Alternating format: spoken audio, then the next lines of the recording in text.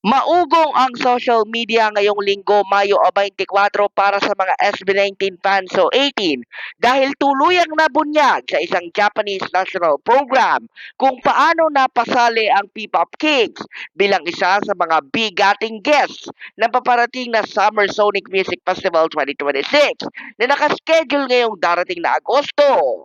Kinapanayam ng TV Asahi ang CEO at tagapagtatag ng Summer Sonic Music Festival na si Naoki Shimizu bilang bahagi ng kanilang primer para sa prestihiyosong music festival. At doon ay inilantad ng CEO na kanyang sinadya ang Philippine Arena noong Mayo 31 hanggang Hunyo 1 ng nakaraang taon kung kailan kasagsagan ng simula at wakas kick-off tour ng P-Pop Kings. At kanyang naramdaman ang pagiging sold out ng 2 gabi. Gayon din ang world-class na performance at todong energy ng SB19.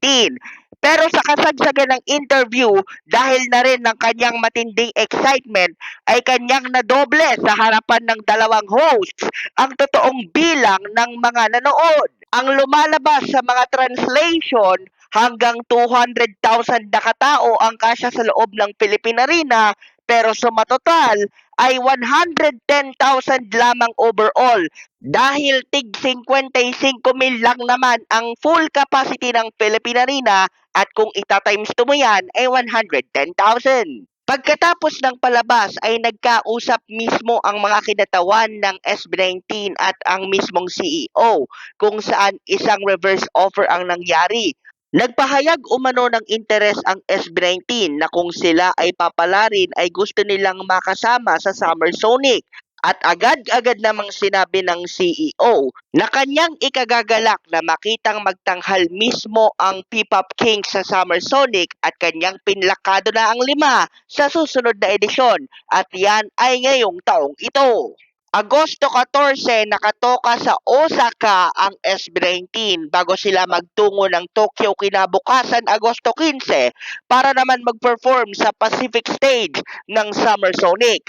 Hindi rin biro para sa mga fans ang nasabing entablado dahil kanila ring makakasama ang ilan sa mga bigating Japanese acts tulad ni Mazel at ang boy band na Generation from Exile Tribe.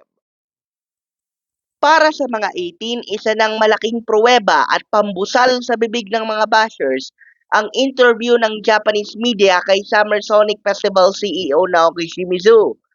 Ang paninindigan ng mga 18, hindi pagiging sip-sip o kapit tuko sa record label ang dahilan kung bakit naimbitahan ngayong taong ito ang SB19, kundi mga world-class performances na hindi dinuktor, kundi buong puso nilang ipinakita kung kaya't kahit ang mga makapangyarihang negosyante ay pumapansin sa kanila ng matino at nag-aalok pa ng pagkakataon upang makapag-perform kahit sa mga malalaki at bigating international music fests.